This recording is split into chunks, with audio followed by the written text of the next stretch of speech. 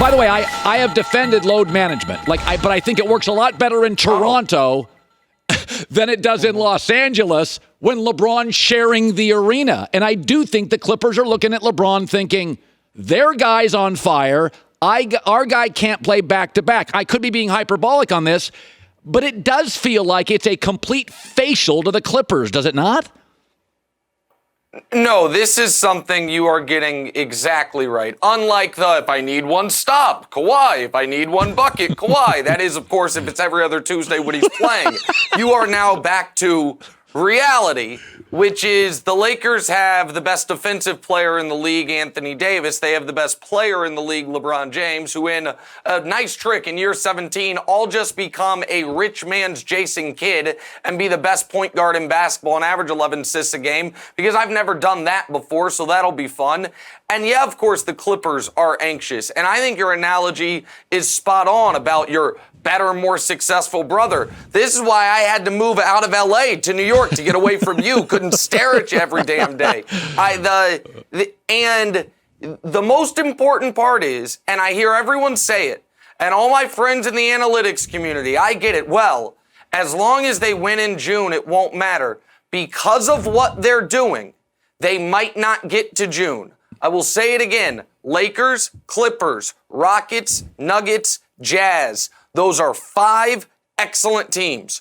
One of them goes home after round 1. 3 of them go home after round 2. Because of the load management, the seeding the Clippers are staring at could be against, the Denver Nuggets in round 1. Or maybe you beat the Nuggets in round 1, and now you're in Houston for round 2. And so it is an enormous bet. And one last point on this. You said it worked in Toronto. Toronto was the 1 seed the year before Kawhi got there. They went 17-5 without him. They this year are not thriving, but more than surviving without Kawhi Leonard. That is not the team he has with the Clippers, and the Eastern Conference playoff picture is not the playoff picture they have out west. It's an enormous gamble. It would be in any city in the Western Conference, even more so when LeBron James is reminding the entire world, as has been the case every healthy year since year 3, he's the best player in basketball, and it's not even close. Let me shift to this. Carmelo Anthony came back last night. There's 3 or 4 NBA players I never bought into. Blake Griffin, Derrick Rose, Carmelo Anthony. I'm not denying Hall of Fame level talent. Carmelo will get Hall of Fame votes. He'll get in. That's not an issue. But he was terrible last night. Big shocker. Here's the other thing, though. LeBron James rushes to Twitter last night. Oh, it's so great to have you back. Should be noted, LeBron last 4 or 5 years could have gotten Carmelo on any of his teams. Like LeBron, he's got a bunch of guys last year that couldn't shoot in head cases. He couldn't get Carmelo on his team last year. I could call Nick Wright the greatest. Wait, time. I could call you the greatest friend. You're arguing? I'm arguing that LeBron went phony on Twitter. Oh, if I kept saying, Nick, you are the best. I love Nick Wright. And we had a bunch of openings on FS1, and it was all the guys you compete against. I mean, this Carmelo thing is nonsense, right? Okay. Colin, you will be my brother forever, and you becoming someone that I looked up to from afar to now becoming one of my closest friends is one of the greatest things that's ever happened to me. You darn right. Understand this. If you are ever washed and I am still in my prime, I ain't inviting you on my TV show. I don't know if that day will come, but it won't be about our friendship. And so, listen, Melo, 14 straight years, 20 or more points per game. First 14 years start his career. The people who have done that are Kareem and LeBron, and there's only 4 people ever, and Carmelo Anthony. So we should put respect on what he accomplished. You said he'll get Hall of Fame votes. Walks in, first ballot, no question about it. But he's in a different phase of his career, and unlike Dwight Howard, Dwight can reinvent himself because Dwight at his best, even when he was prime Dwight, defense and rebounding. So come off the bench for the Lakers, give us minutes of defense and rebounding, and you can be useful. Carmelo in his prime, throw him the ball, automatic bucket. That's a tough reinvention.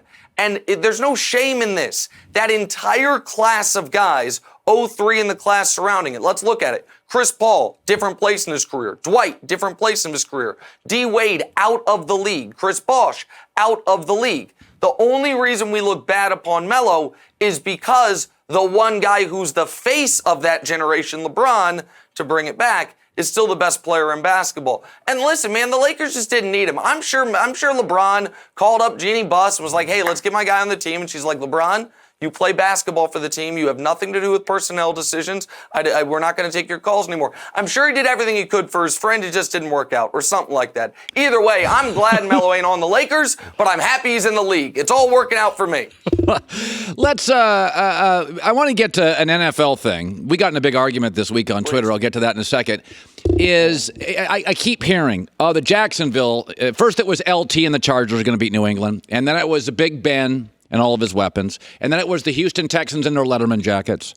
And then it was Andrew Luck and the Colts. And then Jacksonville had a couple cracks at him. And now it's Patrick Mahomes. We keep looking for the team that's going to end the run. And I'm watching the Chiefs Monday, and I'm thinking they needed 4 picks to beat an unathletic old Phillip Rivers. That game was in doubt at the end, and I'm thinking, this team doesn't run. They can't stop the run. I don't think they match up with Baltimore right now at all. I don't think they match up with New England at all. Aren't you a little bit concerned about the team you grew up rooting for? All right, so the Monday night game was not good. They were lucky to escape with a win. Yes. I will grant you that. But your argument that we keep looking for the team who will beat New England, my counter would be 2 points. One is New England has never been this vulnerable. The Chiefs may have needed a number of picks to beat the Chargers. The Patriots needed a blocked punt to beat the Bills and needed a touchdown, really the nicest pass thrown all night this Sunday, thrown by a wide receiver because their quarterback is cooked to beat the Eagles. Oh, he's cooked, Colin. You know it. I know it. Everyone knows it. He's cooked. And so we also have direct evidence of the Chiefs playing the Patriots last year and taking a lead in the fourth quarter. Defense couldn't hold it. We have the AFC Championship game where Tom Brady, your golden god, threw an interception to end the game, and D Ford's offsides and whatever. It is what it is. They lost that game. But to act like they are not closer, the Colts with Andrew Luck played them in the playoffs and got annihilated. Phillip Rivers has never beaten him in his entire 15, 16-year career. The Chiefs are going to be the team that does it if Baltimore doesn't get there first. You say the Chiefs don't match up well against Baltimore. Lamar Jackson's 14-3 as a starter. Those 3 losses must have all hurt your heart because 1 came to Baker and 2 came to Mahomes. Now, I know those Mahomes wins don't count because somehow he's 1-8 in Colin Cowherd's 8 career biggest games, which makes no sense whatsoever because 2 of those came against Baltimore. One of them clinched the 1 seed last year. Oh, that game doesn't matter. But the game against Seattle, that was meaningless. It was a loss. It was a big game. But I digress. The Chiefs have some holes. They have a bye week to fix it. And you want nothing to do with them in Foxborough in a few weeks when they show up to play your beloved Patriots. All right. I just see, I don't know what they do well besides Andy Reid designs plays and Mahomes is magician, but I'll take your word for it. Finally, what do the Pats do well? What do the Patriots do well? Coach, win, clutch, defense, secondary, situational football, of the 27 things they're great at. But I digress. Hi, everybody. Thanks for watching. Subscribe here to get the latest from the show.